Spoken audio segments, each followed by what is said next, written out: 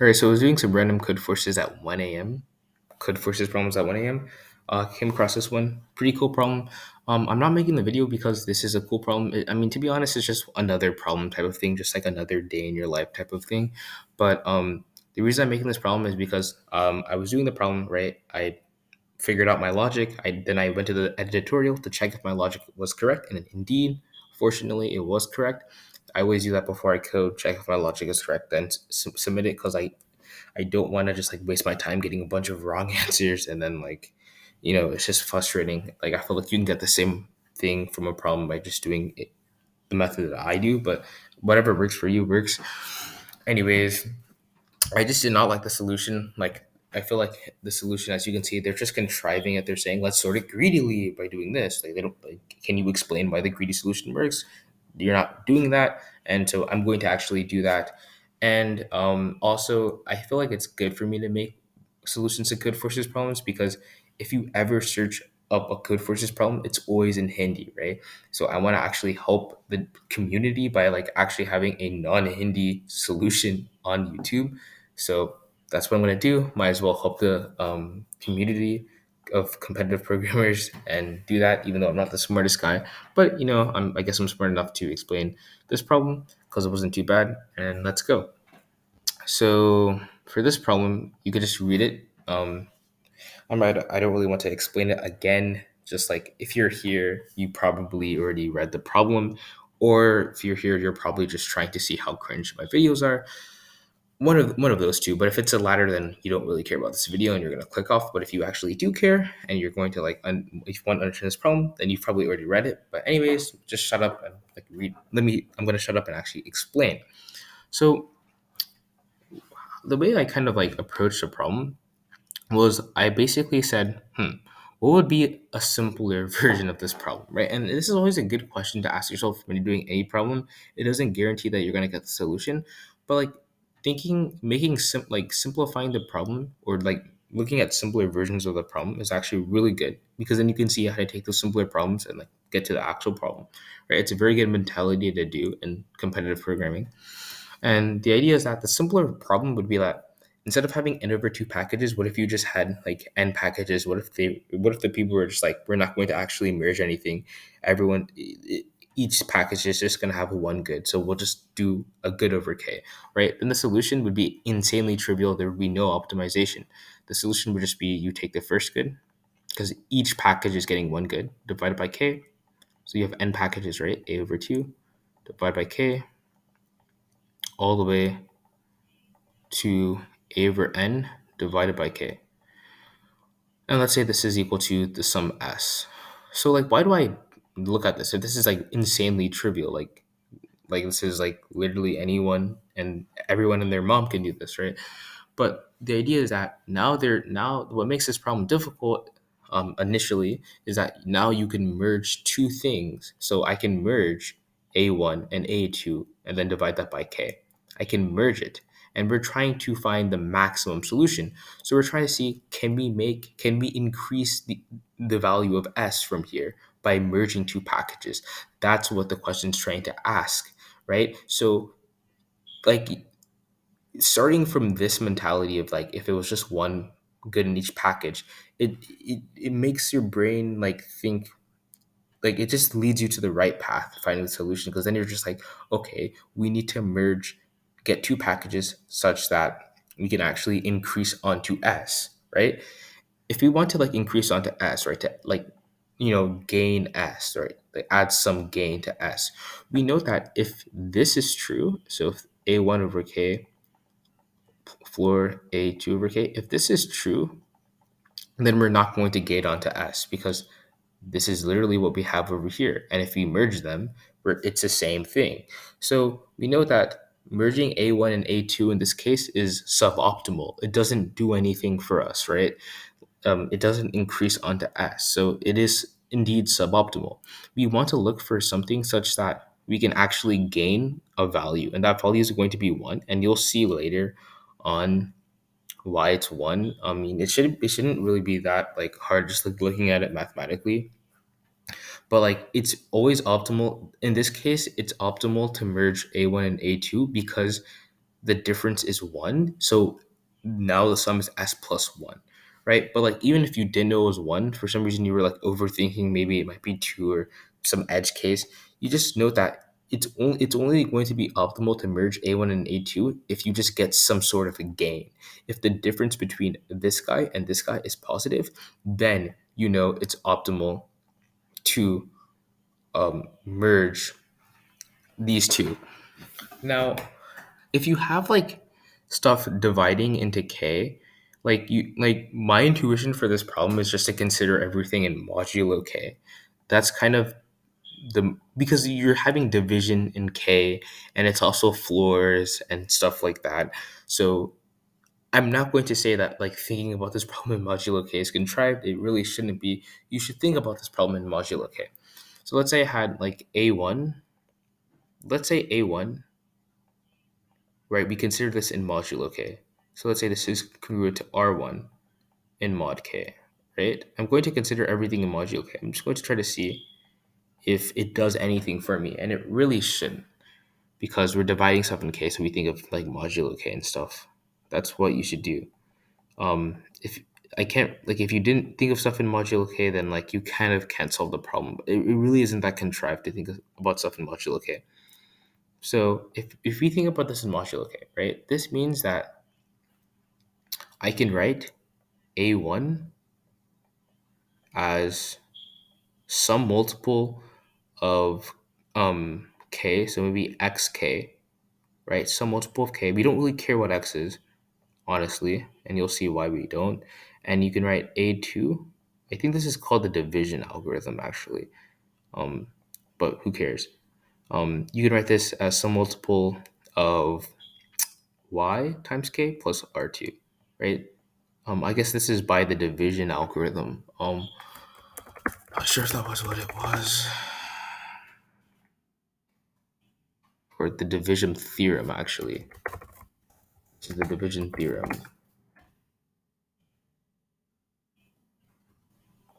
Anyways, it doesn't really matter. But like, this is by the okay, whatever. That's maybe that's not what it was.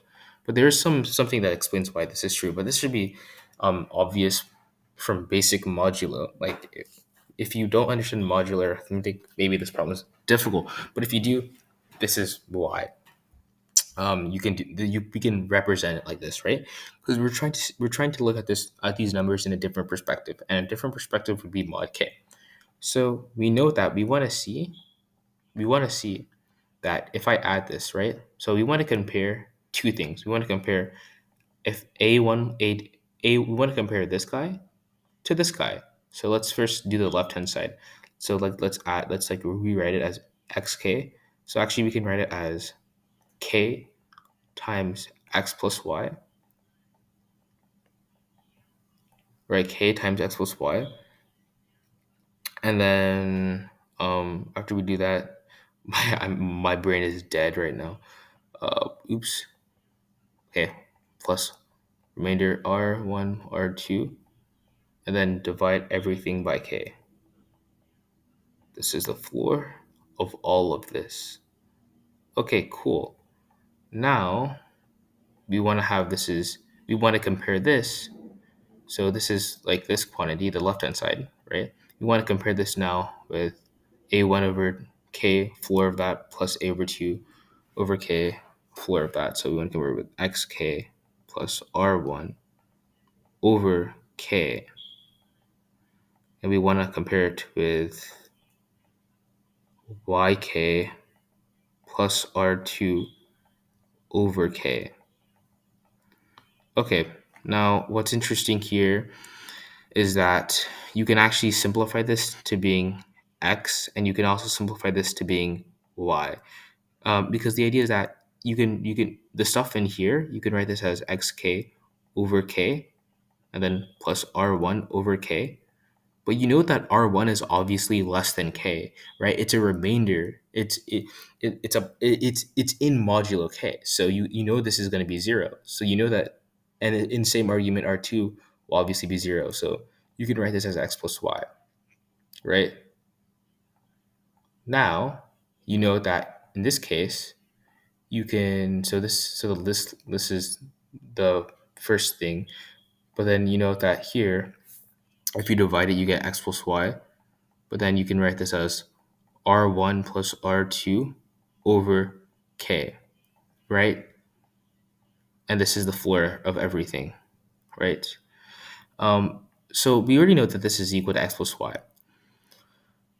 But here, we note that this, it depends, right? If r1 plus r2 is greater than or equal to k, then this value merging them is actually optimal, because like let's say if r plus 2 is k, then you get x plus y plus 1, and it's just the floor of everything and whatever. um but you notice that, so if r plus 2, if this is true, if r1 plus r2 is greater than or equal to k, then you know that this value here, so merging them is more, you get more from merging them than keeping them individual if r1 plus r2 is greater than k. So considering them in modulo k, we now can take that for any such goods, right? For any such goods, let's say good one, I'll even call them G. For any such goods, we want to consider every good. So let me even just write a bullet, right? What we want to do is consider every good in mod K, right? Um, this is kind of step one. Consider every good in mod K. And we just realized how to add on to S, right? Merge goods. It's always optimal. It's always optimal to merge goods. Oops. Such that remainder, um, consider every good in mod K such that the sum of their mod K values is at least K. Because we know that from here, we can actually gain something. We can gain R2 plus R1 and R2. And now you note that the reason why you always gain only one, and now it's kind of like what you actually gain, but the reason why you only gain one is because R2 can only be at most K minus one, and R2 can be at most K minus one. So if you do that, that's 2K minus 2, and that's 2 times